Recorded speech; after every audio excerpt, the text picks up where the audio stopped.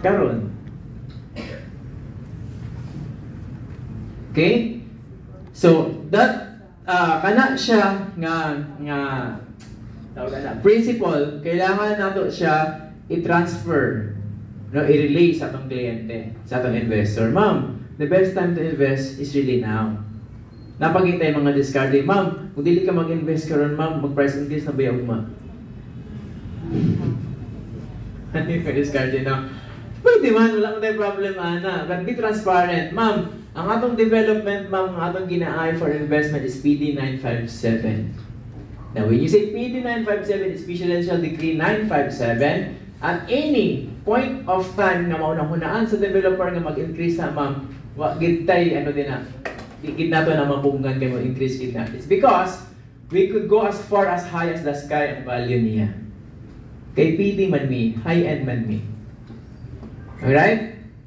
Lahi ang approach sa BP220, lahi po ang approach sa PD 957. Ang BP220 na maraming sa ceiling price. Okay? Kung well-educated din yung kliyente, dili na mataranta sila na discarded. Okay? But in PD 957, in loss rights specifically, ang value sa inyong property, pag you missed out na mag-reserve o mag-invest ka ron, masin o automatically mag-increase na mi. You missed out a certain value nga dapat na save na nimo. Okay? The best time to invest is really karon. Kung naman lang kay financial capacity, invest na karon. Now, here's the reason nga na dapat ka mag-invest, no? Goals ba nato ni? Nasa screen? Check ko sa balay.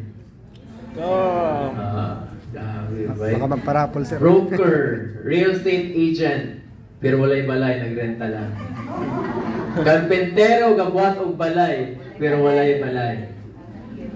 Eh, ba? Nagrenta. Nakita po? Tama, di ba? Tama man. Engineer, nagrenta. Engineer, tigbuhat og balay, nagrenta lang. Kaya basin dili po na kaya sa nagtigom dito ay. Sinana, ano? Yeah. Investment goals na to. Kinsa gusto sa kanan? Ako. O, kinsa gusto balay? Ako. Kinsa gusto ipon sa bangko na ay kwarta nga makuot if in case. Ako. Naihalin Okay? ako. Wala na akong pag-intod ng travel, no? Okay, we're talking about investment. Although ang traveling is investment man para sa atong self. Okay? But dito na nasakop sa imong savings. Pag na kay savings, takot na imong savings, pwede naman ka mag-travel. Okay? Include the travel once in a while ha, sa atong self ha. Kay after a hard work, sa atong pagpaningkamot, pangita sa kliyente, pag-prospecting, you deserve a good rest. You deserve a good cup of coffee. Tama? Sinana ha? Okay, now, among these three, unsa o kinsa, asa man dapat ang atong unahon? Unsa man dapat atong unahon? Balay. Balay? Nga naman, sir. Appreciate. Savings? Nga naman, ma'am.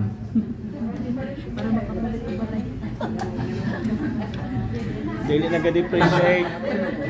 Naglibot na naman dito. Naglibot na naman dito. So, needs mo ko na nato. Okay. Anyway, yeah, moving forward, ipakita na to sa inyo ang pros and cons. Okay? Walay ano niyan, this is transparent. Pros and cons. Ang imong investment is cars, bank deposit is part of the investment. And then real estate. Okay? Pag cars ka, ang pros niya, mobility, of course. The comfort of traveling from this point A to point B. Tama? Labi na din sa Tagum, lalo na sa Tagum. Kaya magpara kang tricycle, kung dili mo i-mention ang value, dili ka mali-malihon. Okay? Ma'am, di kay Sano Mall, 50. Kailangan anak ba yan, di ba? Pero may pag kay Sano Mall, pilay hatag, anak mo dayon. Okay? Pero pag nakakay car, chill. Imagine sa ato ang comfort na mahatag sa ato. Tama? Next is tangible asset. Gyapon siya. Makita ba nimo? Tangible na ha. Mahawiran nimo. Mapunas-punas nimo. Lalo lang bago imong sakyanan. Kadali yung punas. Tanawon gid mga gas-gas, di ba? Tangible siya makita nimo. Potential for personal use. Personal use. Now, potential po siya also kung ang imong car is for business purposes. Makatabang dili. Tabang gyapon. Now, the cons is, number one, mag-depreciate yung value. Second, high maintenance ang iyong cost. So, ayaw nag-change oil for 1 year. Di ba? High maintenance cost, mura ka magpa-eskwela o isa ka bata na. Okay? Tama ma'am? Tama no?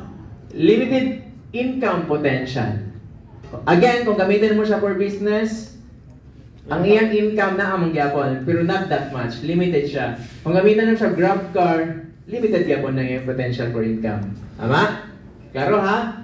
Now, pag mag-bank deposit ka, ang pros niya, safety. Safe ka.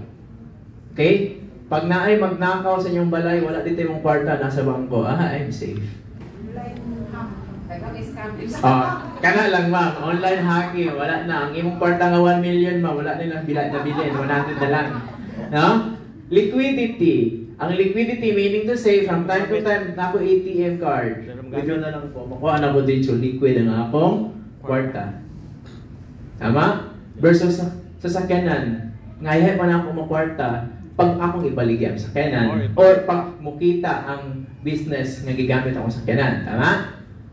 Stable returns. When you say stable returns, kung pila lang ang interest nga ihatag sa imo sa bangko, yun lang. No? Pila ang interest karon sa bank annually? Ma'am, taas na kayo ng 2%. 0.1 to 1% lang swerte na ka. Time deposit is 1% to 4%. Depende kung until what time. Numera kayo na? Okay, ang cons niya, low returns. So, gamay rang balik sa imong kwarta. Gigamit ni bangko ang imong kwarta para sa ilang mga businesses. Ikaw ang naghatag sa ila o pondo. Ikaw ang naghatag sa ila o kapital. Okay? Ang return sa imo, 1% annually. Max na lang na to. Let's say 2%. Swerte kay kasi mo bangko. 2% annually mong interest. Limited growth potential. Okay, limited lang kay ngano na siya bracket nga pang 0.1 to 1% lang ang pwede madungag sa imong income, sa imong kwarta. And then opportunity cost. Ang opportunity cost niya wala. Yun lang. Wala na other opportunity nga madungag pa sa imong kwarta pag i-deposit nimo sa bangko. Okay? Not unless pag time deposit medyo dako-dako. So other than that, nothing. Then totally wala. Now, sa real estate, ang appreciation sobra-sobra. Okay? Lalo na pag guwapo ang location. In real estate, ang importante location. Tuloy rin na siya. Location, location, and then location. Location in general, kung asa dapat located ang imong property, ang subdivision. Location, kung asa pang block and lot. Okay? Location, kung asa mong classification, main road ka ba or perimeter, ano. That's why mo na niya tawag nga, location, location, location. Abi na ito isa lang. So, inaana ang iyang principle sa real estate. Learning? Na-learn? Asa dapat na-locate ang subdivision? Asa ka dapat within sa subdivision sa block and lot nimo? O kung sa ka dapat sa perimeter ba ka, main road ka ba, o doon ka ba dito sa clubhouse? So, those are the 3 locations. Okay, going back. Ang rental income sa real estate, tuloy-tuloy. Magka-pandemic ka din ha, holiday lang kamay, pero naa kay income. Now, during the pandemic, would you believe nga sa previous company na mo, mas dako ang among sales? True. True, sir? I don't know sa inyong experience. During those pandemic, 2 years ha, mas dako ang nasulod sa mga sales kay mas daghan ang nag-invest. Tuwa dili.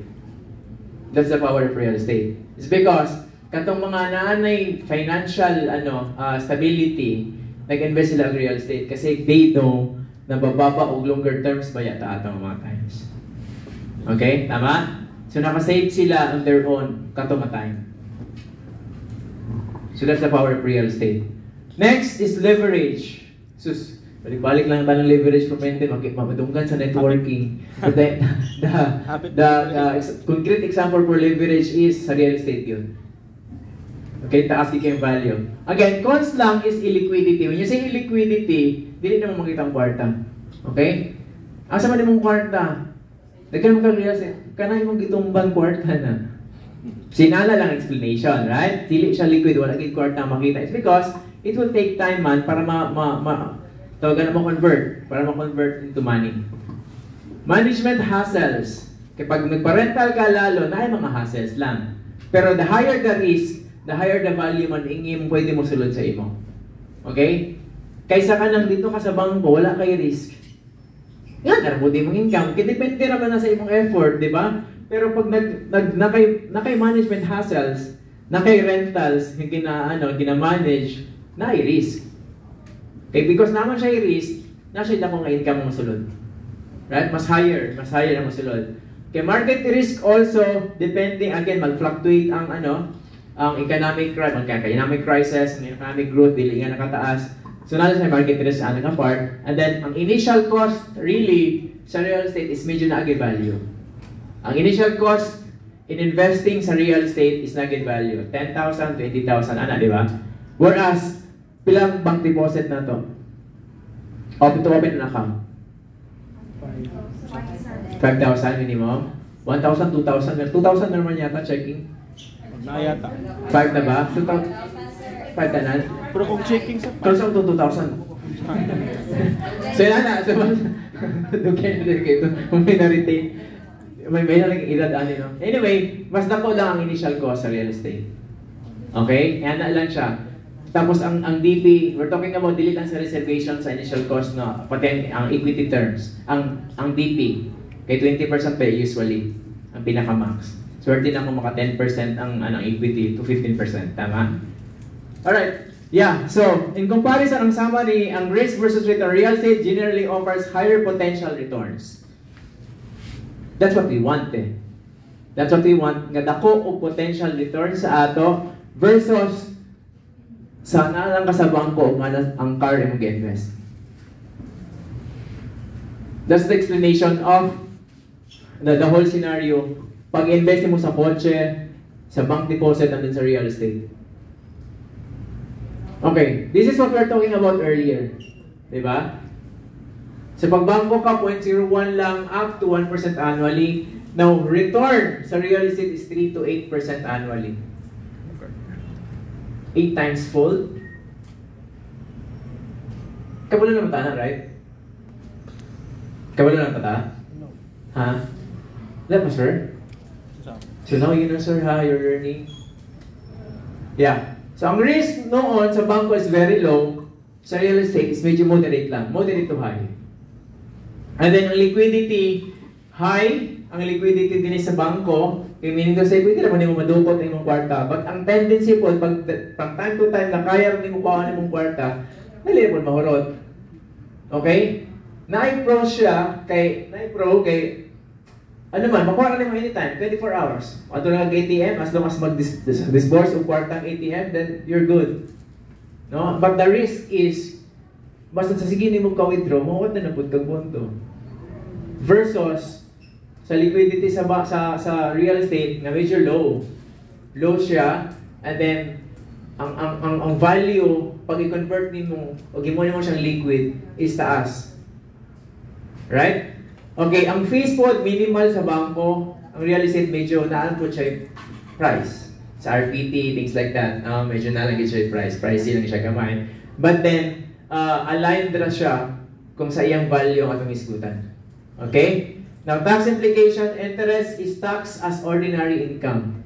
Okay. Ang imong interest daw sa bangko, taxable gabon siya as ordinary income.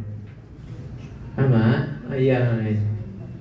Kinsa na bangko din nag-deposit ng tabo sa bangko, please, taas ka mo. Sakto lang.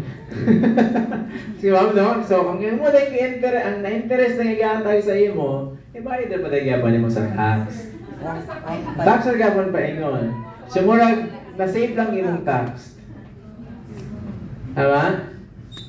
Nasabda na ito naman? Na-realize na ito na? Okay, next, rental income is tax ordinary income, pero pag sa real estate, na-akay potential deductions. Okay? Na potential deductions sa real estate. Questions? Violent reactions? Kabalo ng taon sa awan nato pag-educate sa atong mga investors? Ha? Again, number one, ayaw siya kalabit ang hard selling.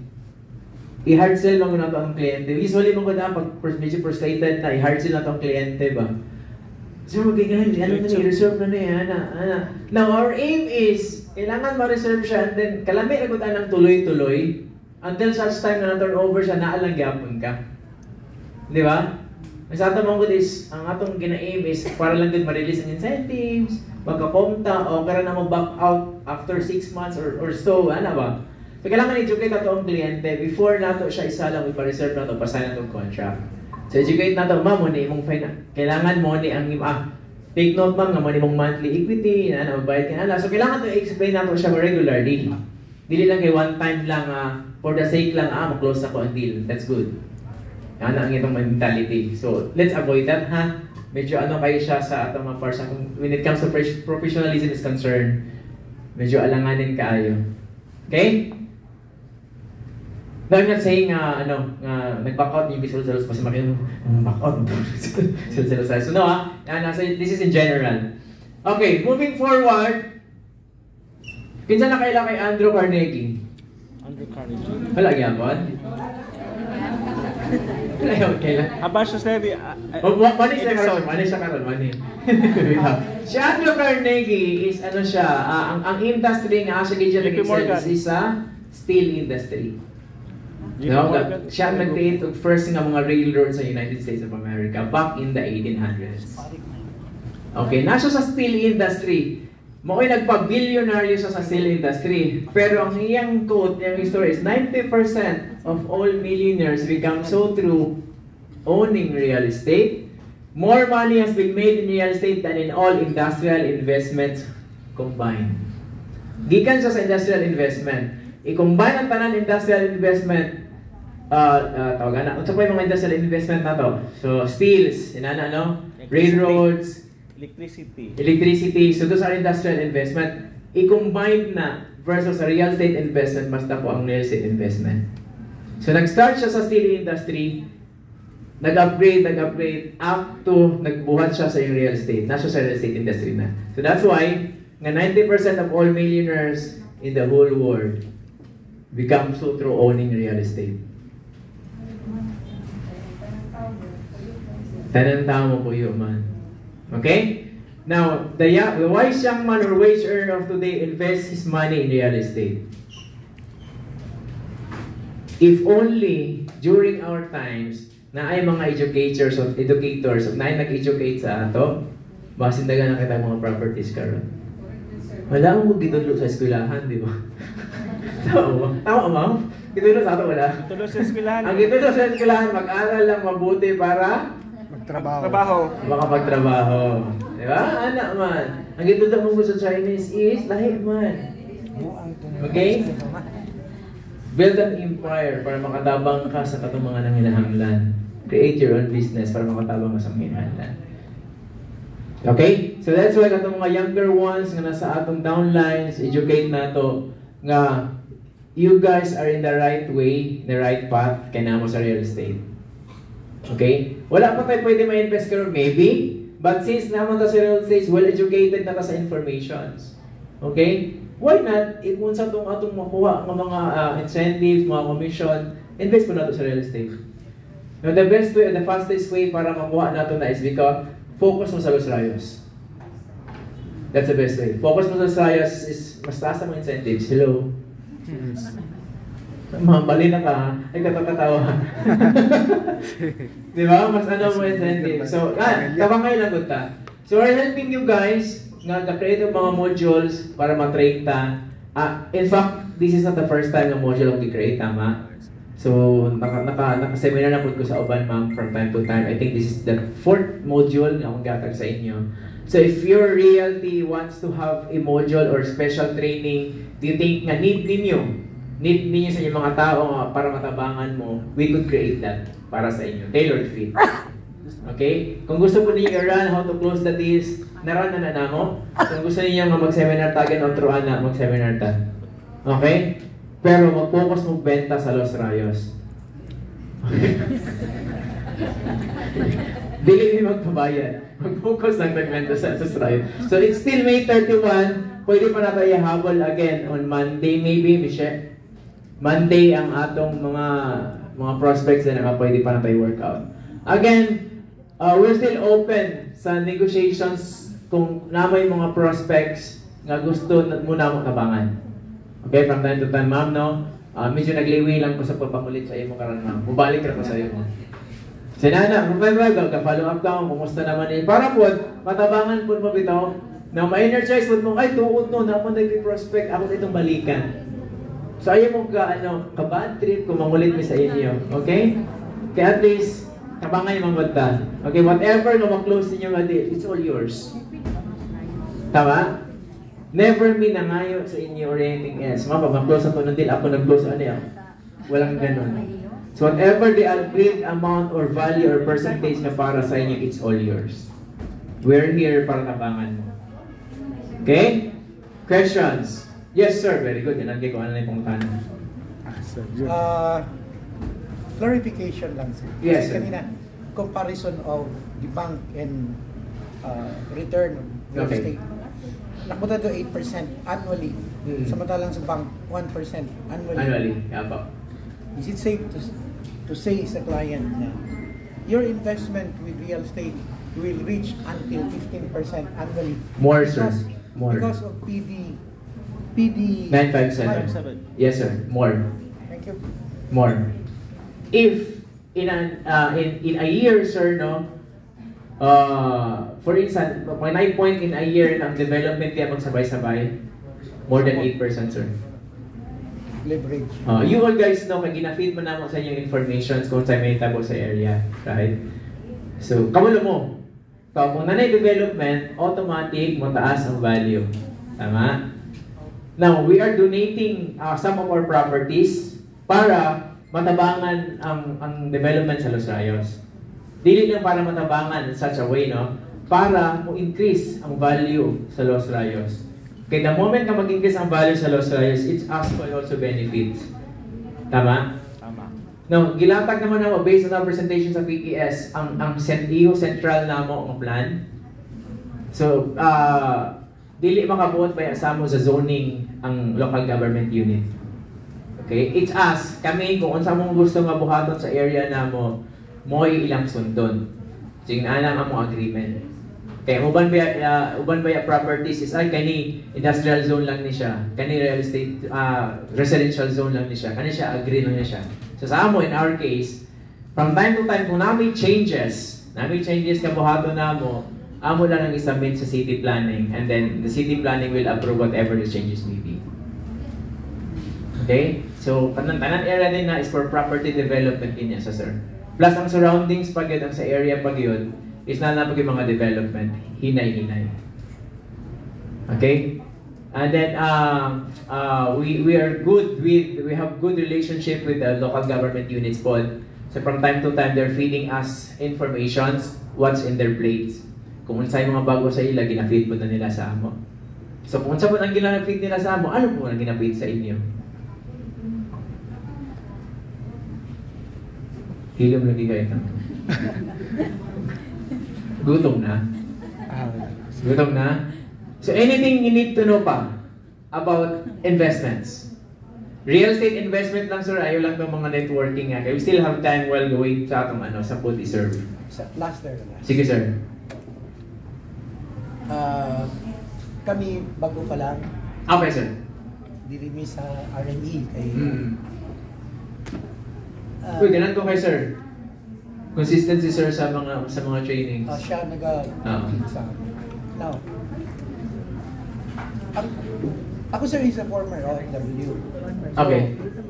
Ang kasagaran sa akong possible clients sa gawas. Yeah. I started na Negotiating with them. ipasa din nila ko sa foreigners. Paano sir? Ipasa nila ko sa foreigners na mga Okay. What? Kabal naman lang ang foreigners dili pwede makakuha ang asset dito. Yes sir. But do you have an idea how ang foreigner makakuha in spite of wala sila asawa diri. Sir, with that being the case, sir, no, wala gid siya, there's no other way, sir, na ang foreigner makakuha og properties kung wala siya asawa or bana din Can Adami be good enough? Sir, if ang foreigner, sir, is mo trust sa imo, sir? Agreement na lang, sir. No? Maybe, pero ang negotiation and transaction is sa inyo lang. Di mo ko pwede, sige, ipangalan ako sa imo. With the higher risk nga, basit ilagani mo ang title, ana, kung okay siya, ana, sir, walay problem.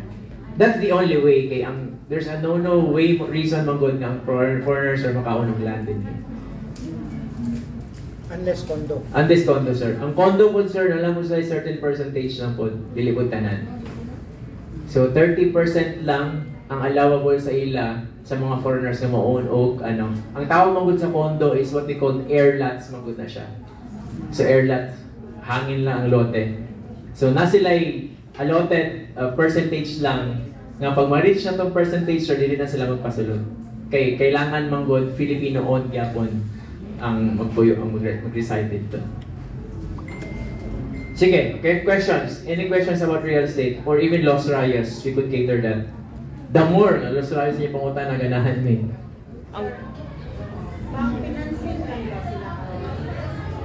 Si Los Rayas, ma'am. Si Los Rayas, ma'am, is nag-start kita in-house financing. So karon pwede na ang lote sa bank financing kay Los Rayas. Pero ang house and lot, ma'am, bank financing na yun, dili ta pwede in-house financing. Ma'am, Pag-ibig, ma'am, is pwede siya. Kaya I believe si Pag-ibig kaya magbawalang up to 6 million. 6 million.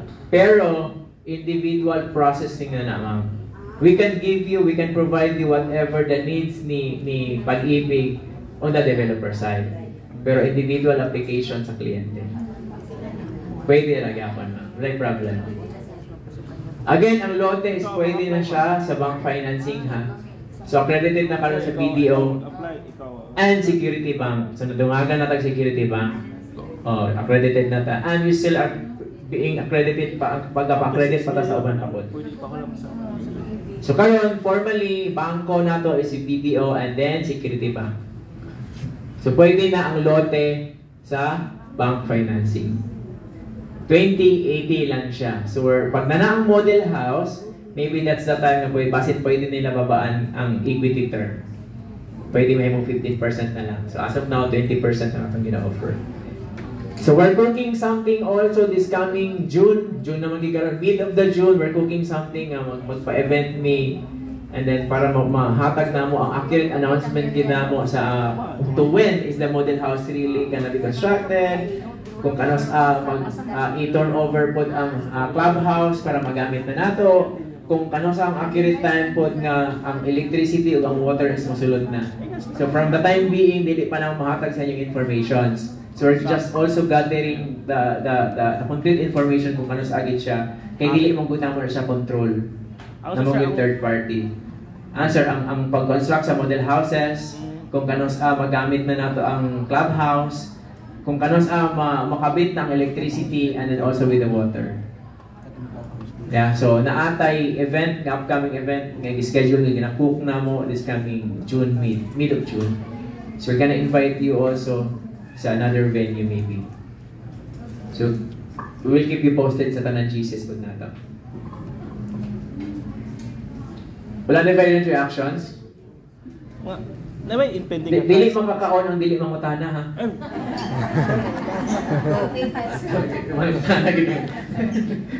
So wala may impending na price increase, sir, no? Kaka-increase lang nato, sir, pero kung gusto niyo, sir, pwede mo mag-increase sa taas. Gusto ko, sir, para kunta ko. Yan, here's the good news, no? Nag-increase sa lote, di ba? Tama? For the time being, wala na to i-increase ang lot price pag house and lot ang kwaon. Wala na to i-increase. Pag lote, increase na ta from 11, nahin mo siya 11.5. Pero pag house and lot ang kwaon, like for example, area, 11,000 pag-yapon ng price sa lote ato. Naka-attach. 24 months eh, assistant niya po sa urban. 24 months lang yapon, ma'am, para sa imo. 24 months yapon na itong equity terms. Ha? 24 months pa, inala pag-yapon. So, amo na lang i-shorten na muna soon. take note, inani, once nga na schedule ay construct ang house and lot na to, model houses na to, believe me, mutayit ang atong equity terms. Okay? Yeah, ang house models nga among gina-expect supposedly dapat tindog na mga karon. Again, with the kanang dili na mo control manggod. So nanantay konting delay. Pero, madayon. Gamay na. Mobilization na. Nag-mobilize na sila. Ay lang may mag-announce. Maybe mag-groundbreak na. We're gonna have a groundbreaking sa site. And then that's the time na tuloy-tuloy naman na itong activities. I believe so, Santa Lucia is nagpa-open house siya that last time, right? Kinsa na nga dito? Ano dito, ma'am? Asan yung loyalty, ma'am? Santa Lucia o sa amo? Sa iyo! Los Radios. Yung business partners, babayan na mo sila. So kung nagpa-zumba sila dito, kung ganahan mo sila mag-zumba, mas ganahan mo sa among zumba. Kaya ako mo na mag-zumba dito. Diba? Kung wala sila stage dito, magpaputang tag-stage para makitaan. Ito, kidding aside, again, thank you kayo sa inyong sa inyong paghatag sa inyong time. And then, for those nga gusto again, sa tanan mga realty nga gusto magpa-tailored fit o training module, accordingly, kung unsay need sa atong mga downlines, sa atong mga kauban, buhaton nato na, kaya nato na buhaton. Okay? Give us 1 to 2 weeks. Maybe 1 week, kaya nato na buhaton. I-provide nato sa inyo. So the latest updates of Dos Rayos, I'll give the floor to Michelle. Mga permits or anything. Kinsay last nga nakabisit dito bago lang sa Los Rayos? Wala pa? Ay, katong nag-zumba lang, ma'am. 2 weeks ago? Mag-zumba ka dito, ma'am. Hindi na ka mag-zumba sa amo, mama. Sabi ko, ma'am. Ay, lagi. Exactly. Yeah, tama. Yeah, see, I'll give the floor for some additional updates pa kay Michelle. So, we're good na, no? We're good na sa atong presentation. So, yeah, the yield you harvest in real estate depends on the seeds you plant. So, kung unsay mong gusto ma-harvest, depende kung unsay mong gitanong. Okay, kung nagtanong ka og Los Rayos, believe me, dako inyong ma-harvest the time for in the future. Kung nagtanong ka og, di na ko i-mention, ay, expect 2 months food nga, harvest. Okay? Nakadepende ang imong gusto nga income, ang imong gusto nga profit sa imong gitanong. And I thank you. Wala pa.